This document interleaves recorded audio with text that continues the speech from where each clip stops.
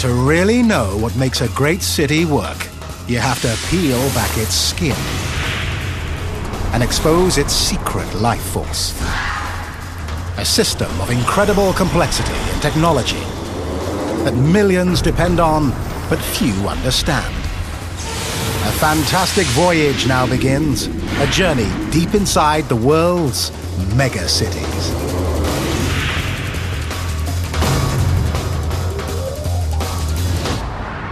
Once, it was the capital of the world's greatest empire.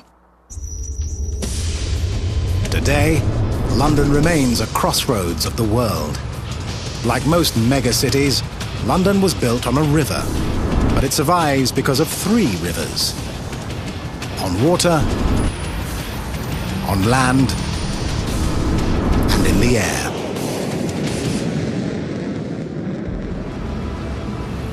To survive, London must keep all 3 streams flowing. Yet every minute, in all 3 dimensions, millions of people are on a collision course. To avert disaster, this megacity keeps a sleepless vigil. These are its sentinels. Cameras. Sensors. Radar. London is the most surveilled city on the planet. 24 hours a day, on land and river and in the sky, Big Brother is watching. Heathrow. Gateway to London. No airport on Earth does more with less. 1,400 flights a day. 63 million passengers a year. A control tower more than 55 years old. And the most daunting number of all, 2. Just 2 runways to handle almost 500,000 flights a year. The busiest international airspace in the world. Watching over this frenzy of flight are 100 pairs of eyes. The air traffic controllers. Among them, Adrian Dolan. We've just got a constant flow of traffic from 6 in the morning till 11 at night. You might think that with the number of aircraft that we handle every day, how on earth do we do it? How do we get all those aeroplanes in and out of the airport? It's actually extremely regimented. With so little room to maneuver, the choreography and the timing must be perfect. With only 2 runways, Heathrow dedicates 1 to landings and 1 to takeoffs. At most airports, when 2 planes take off in the same direction, the margin of safety between them must be at least 2 minutes. For Heathrow, 2 minutes is too long. They're forced to follow a more complex pattern. By alternating takeoff directions, Heathrow closes the gap, and their performance is legendary. On a sunny day, once wheels leave the tarmac, the next plane follows as quickly as 45 seconds later. That gap is called the Heathrow Minute. The same precise planning controls landings. 30 miles out of Heathrow, inbounds are routed into 4 corkscrew holding patterns called stacks. Planes enter a stack around 15,000 feet. After a series of descending spirals, they exit at 7,000 feet. As one leaves, the rest descend 1 level, and a new plane enters the stack. 10 miles out, planes from all 4 stacks are vectored into a single line for landing. Inbounds glide past outbounds 1,000 feet apart in a synchronized dance, choreographed down to the second.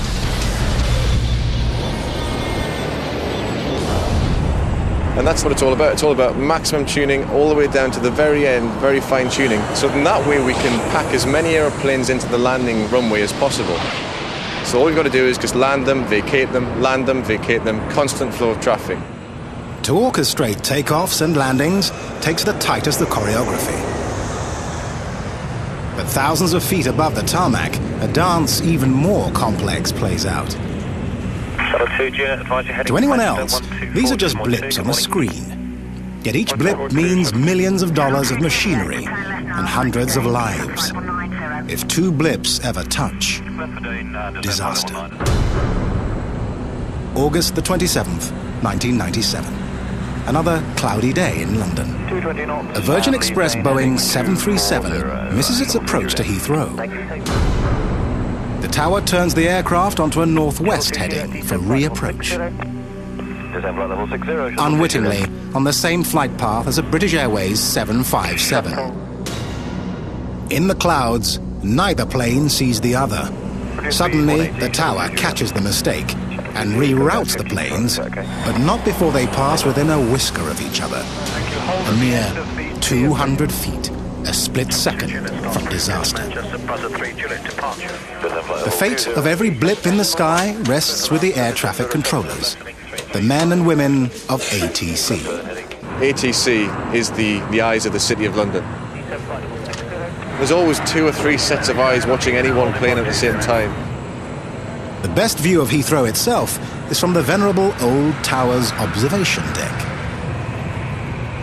Restricted to ATC controllers, it offers a rare view of Heathrow's sprawling backyard. We've got this huge city in itself, this airport. It's fantastic. We've got 1 million flights coming in and out of the London area every year. 500,000 of those are using this airport alone. And when you come to work first thing in the morning and you see that string of lights approaching the airport in the sky, and you think about the people all over the world are coming into this city, it's an amazing buzz. With planes racing in from every point of the compass, the challenge is keeping them apart. The radar controller's job is often analysed as a kind of three-dimensional game of chess, where you have things moving horizontally, vertically and laterally with speed. The world's highest stakes game of chess. And this is the chessboard. Delivery, good morning. It's the shuttle to Juliet, 757 on Alpha 3. The airspace above London extends from 2,500 feet above the ground to 60,000 feet. Shuttle to Juliet, climb path level 140. Climb flight level 140, to Juliet. Horizontally, it covers more than 6,000 square miles. 10 times the area of the city itself. On this three-dimensional highway, aircraft are separated 2 ways, with 5 miles of horizontal distance or 1,000 feet of vertical distance. Below 24,000 feet, the airspace around Heathrow gets so busy, the horizontal gap narrows to just 3 miles. Sound like a lot of space? It's not. Violating this safety gap is the aviation equivalent of tailgating, except it happens much faster. At 500 miles an hour, a plane covers 1 mile in 7 seconds. In the unfriendly skies above this megacity, the rule is, keep your distance. And our job then is just basically to make sure that the space between those aeroplanes is maintained. If it reduces, we take action. Shuttle to Juliet, turn left heading 335. To take action and avert disaster, you need room to maneuver. And Heathrow is using every inch. We have 1,350 flights in and out of the airport every day. That's 500,000 a year. To keep a sharper eye on this surging stream of traffic, London needs a whole new point of view before it's too late. 220 knots and leave danger. To scan the wild blue yonder takes human vision. Yet to keep life flowing throughout this megacity takes thousands of beady little eyes, each with a mind of its own. They train their gaze on London's most treacherous stream of traffic, where the flow can be dammed in the blink of an eye. To keep traffic circulating, London is deploying the highway equivalent of a heart monitor. In the daytime, well, apparently, One of the most advanced traffic surveillance systems on Earth. Desmond George heads up the London Traffic Control Centre, the LTCC. From this room, he surveys a sprawling network of roads. 13,000 kilometres of pavement.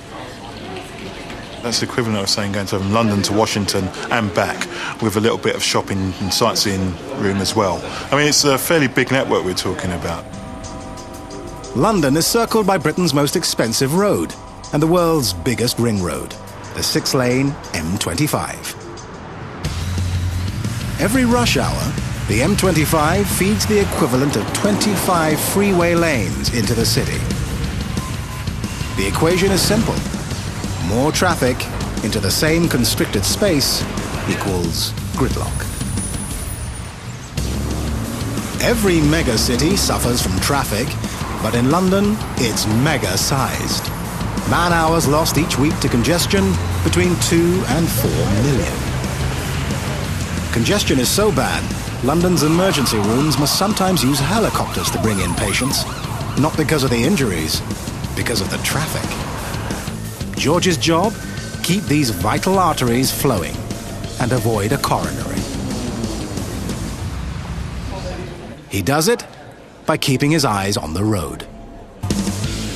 24 hours a day, 7 days a week, there is always someone watching traffic in London and doing something about traffic congestion.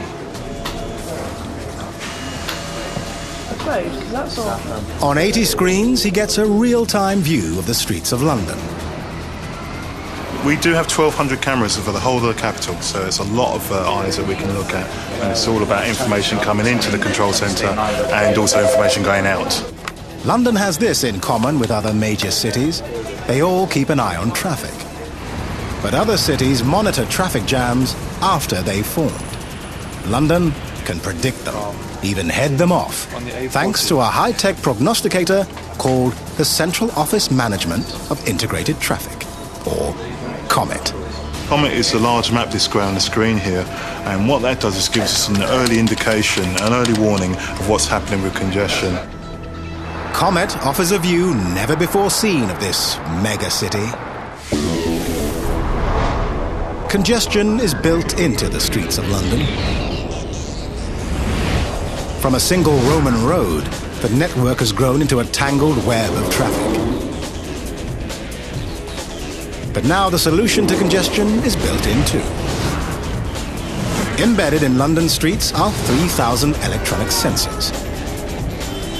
The sensors detect when a vehicle passes over, then measure the travel time to the next sensor. The average travel time between adjacent sensors is computed and stored hundreds of times a minute. When traffic speed falls below average anywhere on the system, the alert is relayed to the COMET map in the control center. Light blue means congestion has increased up to 10%. Dark blue, up to 50%. Red, more than 50% congested. Gridlock. Green means no congestion. George sees red more often than he'd like. When congestion starts to form, he can immediately alert other drivers. But COMET doesn't just relay bad news. It can fix a traffic jam, even head it off. The team here are monitoring North London today. What they're doing is dealing with traffic congestion as they need to.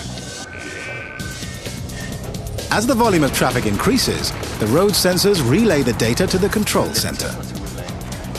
George's team can adjust traffic flow by manipulating more than 2,500 computer-controlled traffic lights. Changing some of the signal timings of the traffic lights there will be one of the things they'll be looking at doing straight away. At the touch of a button, nearly 3,000 signals change. Suddenly, London can breathe again. But sometimes George's team does nothing. The problem solves itself, with an assist from new technology. About a quarter of London's traffic lights are smart lights. They constantly track traffic data at their intersections and automatically reset their timing for ideal flow. Traffic lights with brains. We can't beat congestion. We can only do the best to mitigate against the effects. So that's going to be the key to us, is to keep that rolling. To keep traffic rolling, this megacity relies on more than cameras and sensors, and traffic lights with a mind of their own. The worst congestion lies at the very heart of the city. There, the volume of traffic exceeds the capacity of the streets. The solution? Not improving flow, but subtracting cars. Today, motorists in central London are travelling through another dimension. A dimension not just of space and of time, but of cash.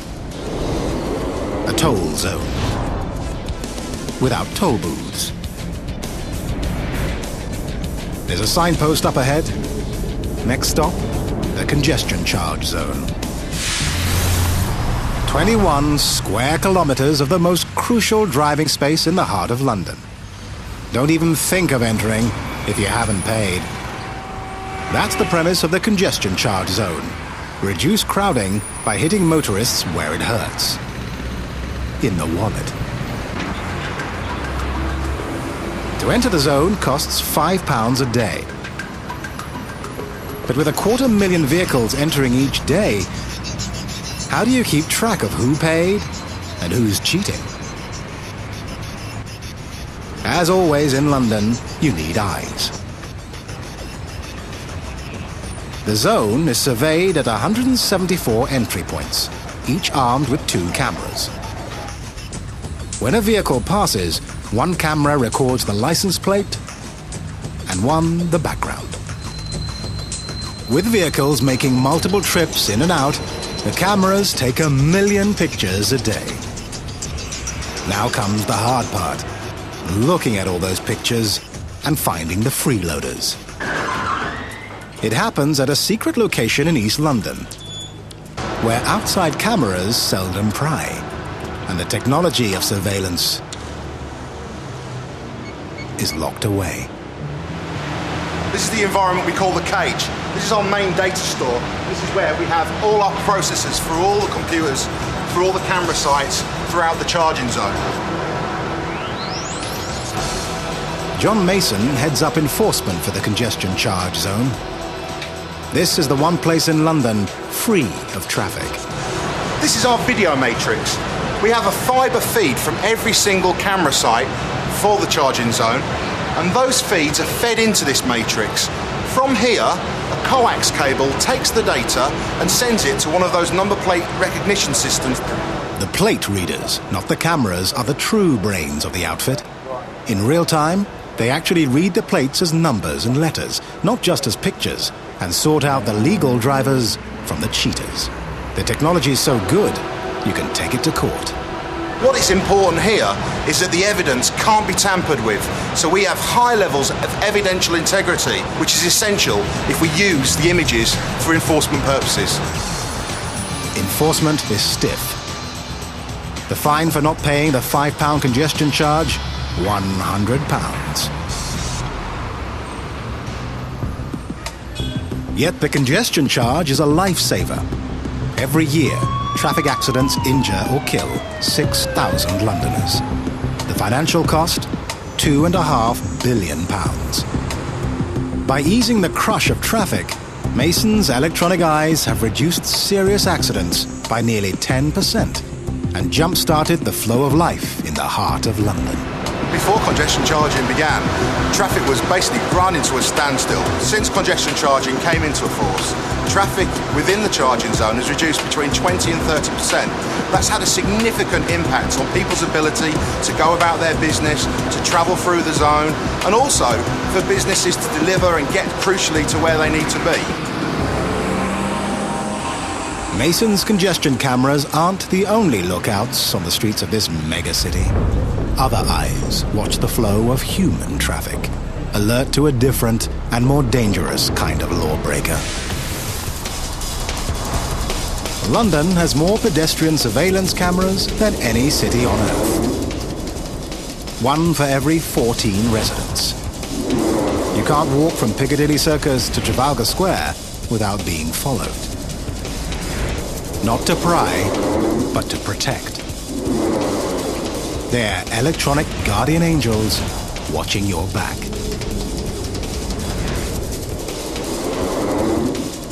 Like any set of eyes, the cameras relay their images to an optical nerve center.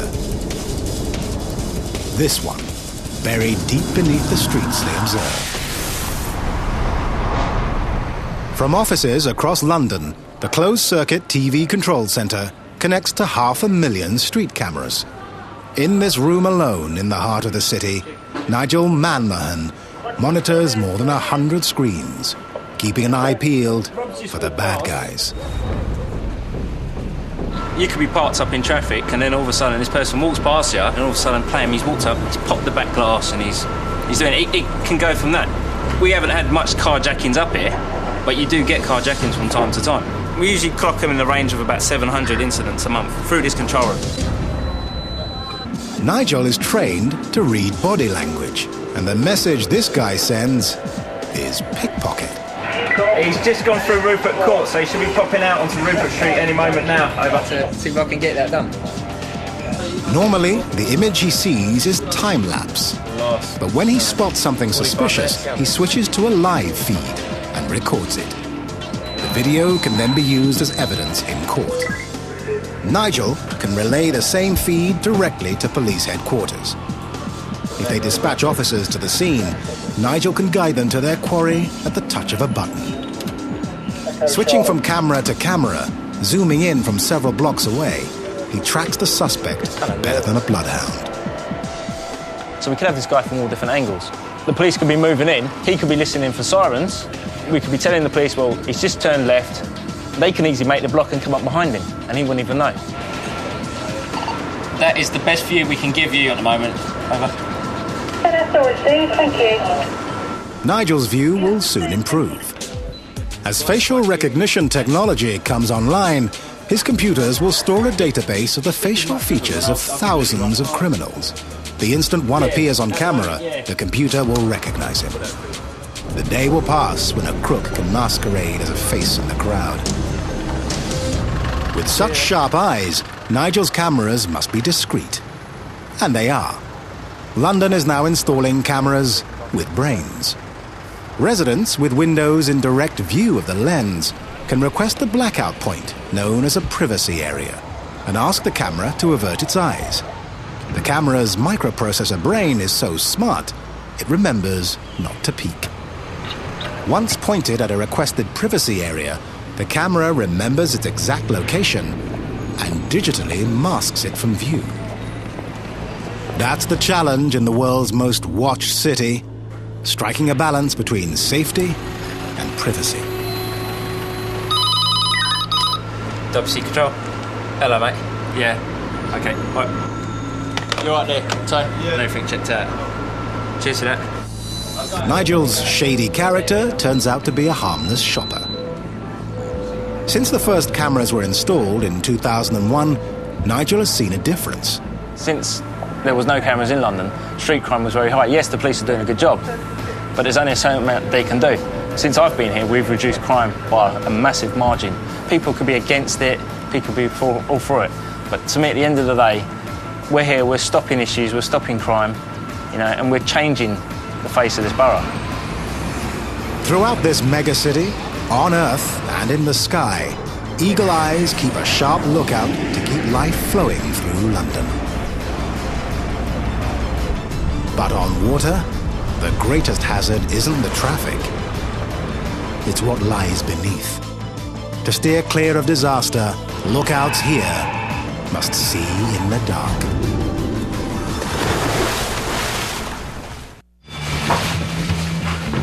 Tail lifeboat. Man in the water. These are lifesavers of the Royal National Lifeboat Institution. Today they race to answer an emergency call. Man overboard.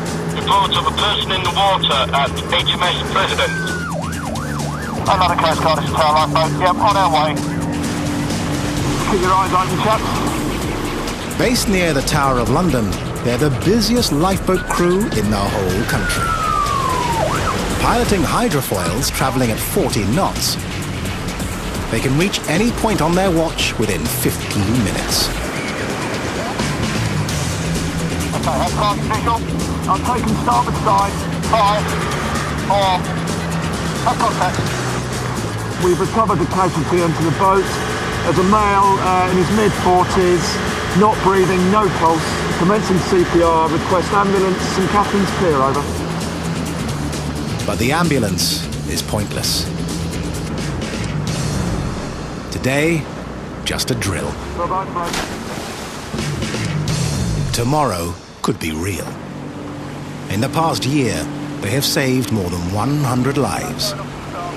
They're a lifeline on the Thames, and the Thames is a lifeline to London. It flows for 346 kilometers from its source to the sea. Every year, these waters carry 7 tons of cargo for every man, woman and child in London.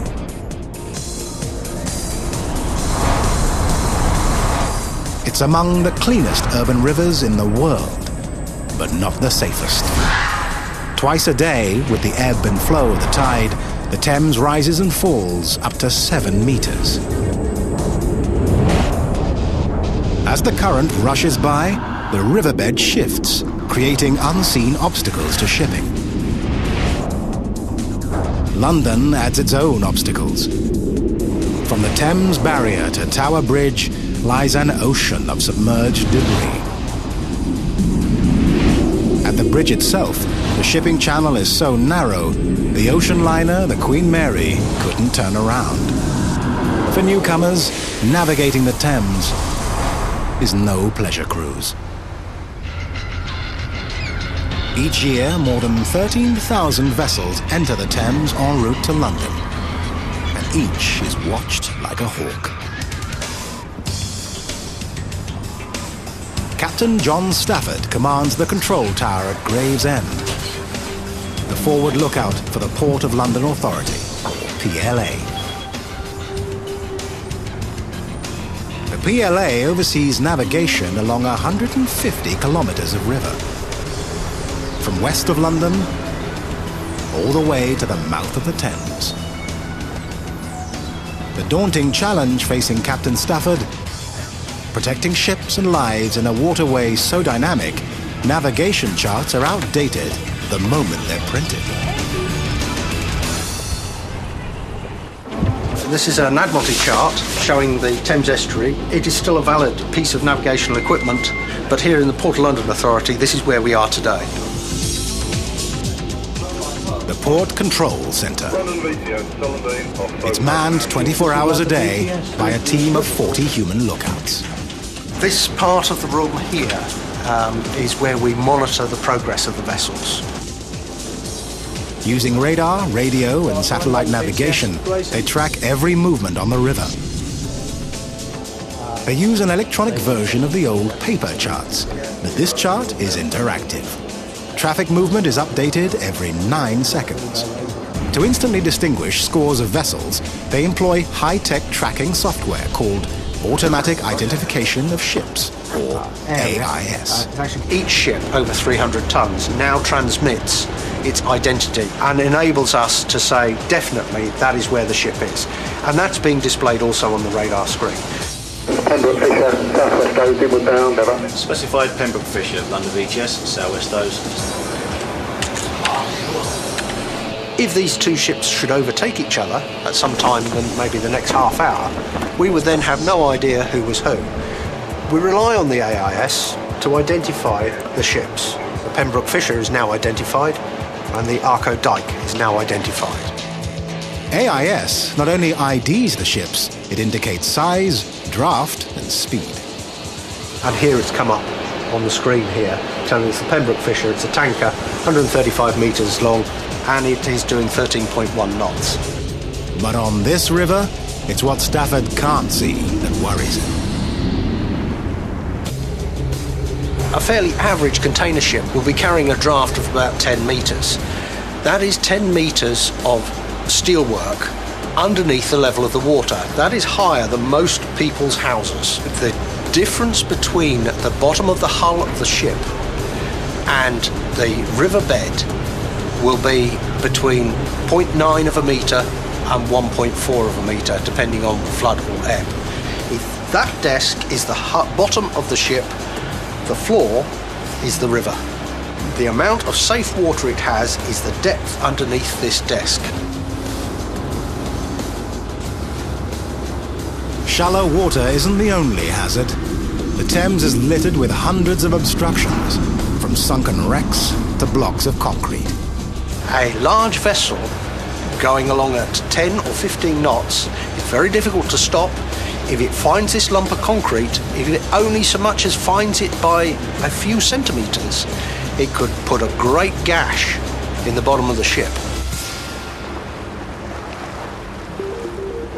Tonight, a stranger enters the Thames. The Artemis, bound for London. Like every vessel new to the river, she's required to take on a pilot. Evening, VTS, the Artemis, we're ready to leave Woolwich Arsenal Pier now, inbound for Tower Bridge. Unlike airplane pilots, ship pilots don't steer the vessel. Instead, they guide the captain through treacherous waters. Just come a little bit more straight. The hardest thing is working with the current and understanding the way the river flows over the shallow water and under the bridges. Richard Dockett is a pilot with the Port of London Authority. He has one of the best sets of eyes on a river in constant flux. Twice daily, as the tide floods and ebbs, the Thames rises and falls the height of a two-storey house.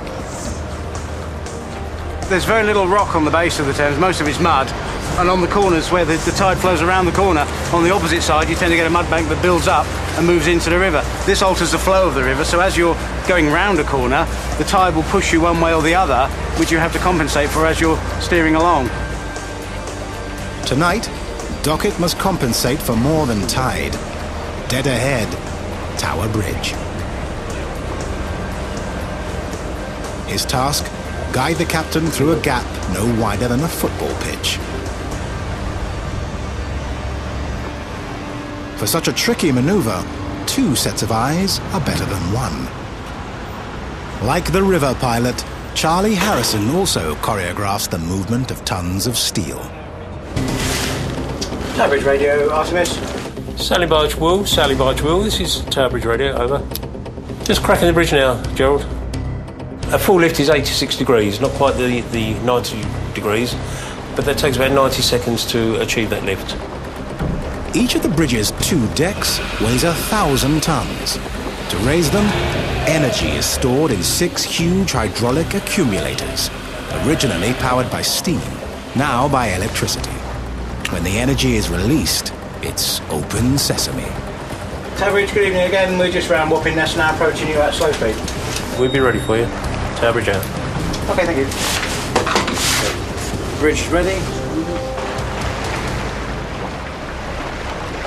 On the Artemis, pilot Richard Dockett braces for the unexpected.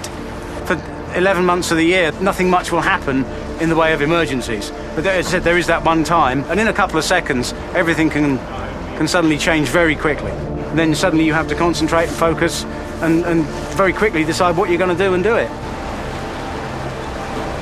Tonight, concentration averts disaster. And the Artemis threads the eye of the needle. Stand by, bridge crew, about to open road gates. Traffic is reminded to wait for a green signal before moving.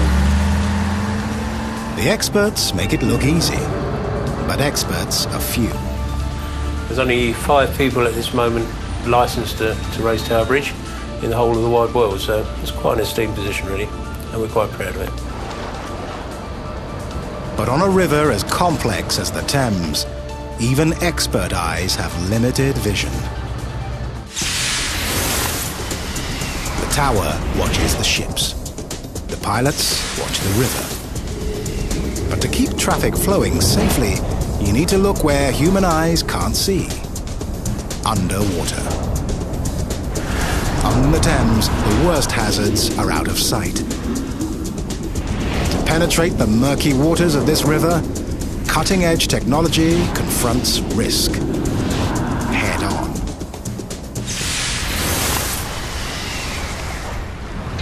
Running aground obviously is the worst-case scenario. Nicola Clay doesn't crew a rescue boat, but she is a lifesaver. She's an environmental scientist for the Port of London Authority. She's always looking for trouble. Underwater obstructions that could doom a ship. It's a very easy place to get rid of things. Lots and lots of shopping trolleys, lots of tyres, lots of debris. Her observation post is one of 4 vessels operated by the Hydrographic Service to survey the ever-changing riverbed. Every decade, the entire river is surveyed and charts are updated. But the most dangerous stretches are rechecked every few weeks. If we have a storm, for example, then we may actually have an accumulation of sediment in a certain area, which would then reduce the depths in that area. She measures depth using the most advanced generation of sonar, a multi-beam swath system. Traditional sonar works by bouncing narrow sound waves off the riverbed back to the ship. The wave's speed and the time traveled produce a 2-dimensional view of the riverbed's depth at a single point. The river is quite a muddy river, so you can't actually see the seabed. So it very much is a matter of relying on the instrumentation that you've got here, the pictures you get here. And what pictures! This next-generation machine can send out 3,000 sonar beams per second on a swath more than 500 meters wide. Instead of a keyhole view of the riverbed in 2D, you get a full portrait, a 3-dimensional portrait. And what you can see here is an actual picture of the seabed. So if you've got on this side, there's very little features there, so you're moving over a flat seabed, but over this side you've actually got features and what are probably sand ripples and sand waves. So this actually shows you an image of the bed that you're going over, and that's the depths, and you can, by putting the two together, you get a very good idea of what's going on beneath your vessel. It's not a pretty picture. The sonar picks up a large irregular object right in the shipping channel. Clay's job was spotting it. Someone else has to remove it. We have a salvage department who spend all day, every day, going out and, as well as fixing things, actually pulling debris and salvaging things like cars out of the river. That's right, cars. You can hide something big in the murk of the Thames, and that spells big trouble. If the hydrographic department finds something, it is vitally important that we know it immediately, and it is very important to the port that we remove it quickly.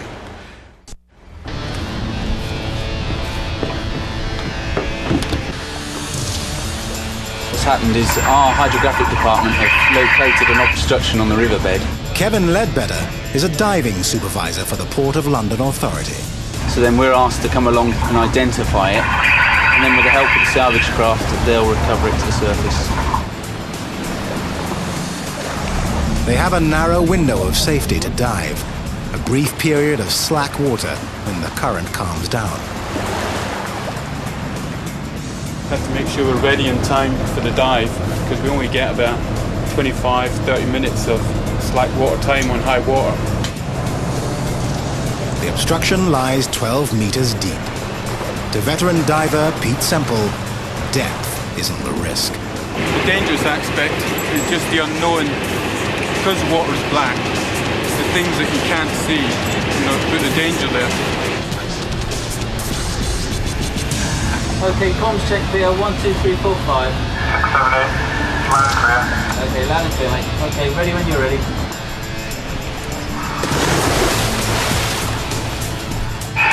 Okay, I'm ready, go ahead and line and do a setup.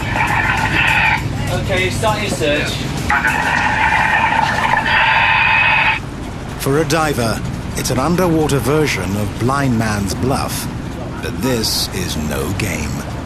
Down here, the risk of entanglement and drowning is so great, a rescue diver always stands by. On the riverbed, Semple takes hold of a 30-foot line attached to a sinker and stretches it till it's tight. Then he walks a circle with the line as the radius. If the line catches on anything, he gropes his way along it through the murk. And hopefully whatever he snags will be the obstruction that's on the bottom. Okay, I found it, kid. Understood, you found it. What is it then, mate? I just have a quick check. It seems And then he'll call to the surface, say what he's found, what he thinks it is, and he will then ask for maybe a wire. Okay, maybe you want a nylon strop. And he'll just proceed then to strop it up, make sure it's tight, then he'll come to the surface and they'll lift it, and hopefully the obstruction will come to the surface.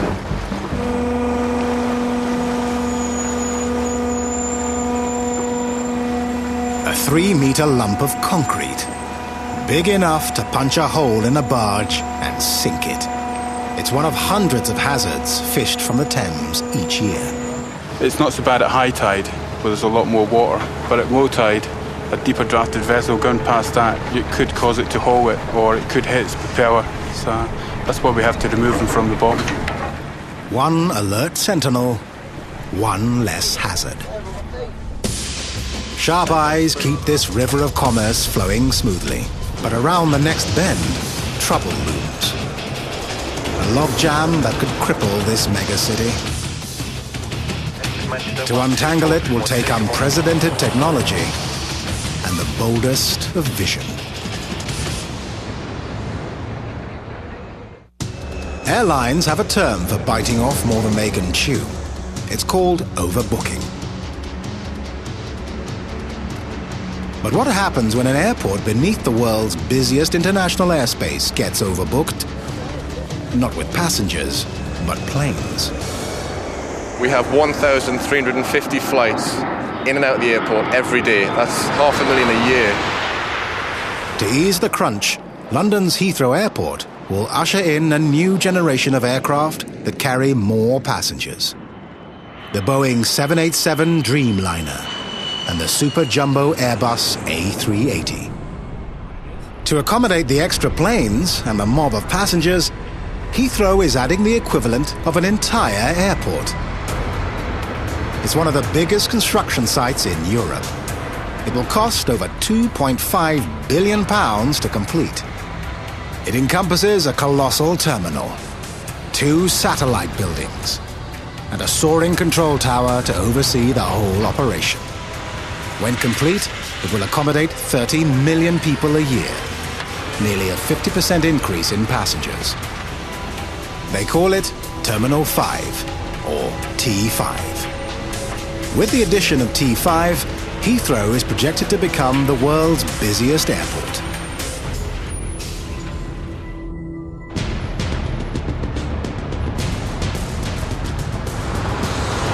Terminal 5 is going to be, I think, a gateway to London. It's going to be a gateway to the UK. As the design director of T5, Mike Forrester commands an army. More than 4,000 workers swarm across an area the size of Hyde Park. But to him, it feels like a crowded backyard. We've only got space for 1 day's storage of materials. So all materials have to be brought on only 1 day before they're actually incorporated into the works. I think what's great about Terminal 5 is we have an opportunity to build effectively a new airport all in one go. Halfway to completion, the skeleton of the main terminal building is fleshing out. You've got a very clear view of the main system, the actual shell, the cover, which really is, if you like, our big envelope wrapper which contains the whole of the processes of Terminal 5. This is what co-architect Mike Davies sees in his mind's eye. A terminal so big it could hold 10 football pitches.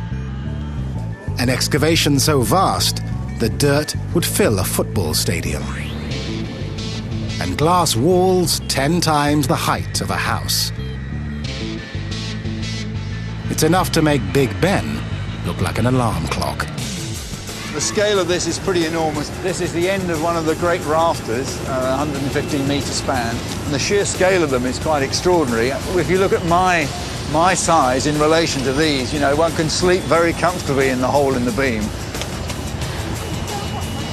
These are 156 metre spans, and it's 40 metres to the top. You can see the enormous ties which hold the centre section together, and in fact you can see how little material in fact holds the building up. There's not very much that's holding the building up at all. It's very slim, we're doing an awful lot with very little material, and it's always exciting to do that. With the giant addition of T5 comes a welcome replacement. The most watched city in the world is getting an all-seeing eye in the sky. The new Heathrow Control Tower. We need the new tower because it's twice as high, so we can literally see all of the stands at the airport. Right now, we can't even see into Terminal 5. Standing at 287 feet high, and this thing is going to be the most advanced ATC tower, certainly in Europe, if not the world. I mean, it's already been heralded as the next generation in airport design and technology. In a megacity whose survival depends on surveillance, blind spots are fatal. But from Heathrow's new vantage, the vision will be crystal clear. This is the world's busiest international airport, so here you're going to really feel the buzz and excitement of aviation. The whole globe is connecting together, and it's nice that this building is going to be a place which connects people around the globe. In this global city, life flows in three great streams. In all three dimensions, foresight will keep these rivers flowing. All ships, this is London VTS. All over this megacity, Big Brother is watching. Stand by, bridge crew, about to open road gates. Not to spy, but to protect. I'm just going to stay over and see what he gets up to. Another Coast Guard star lifeboat. Yeah, on our way. Today in London, it's not 1984, but the vision is 2020.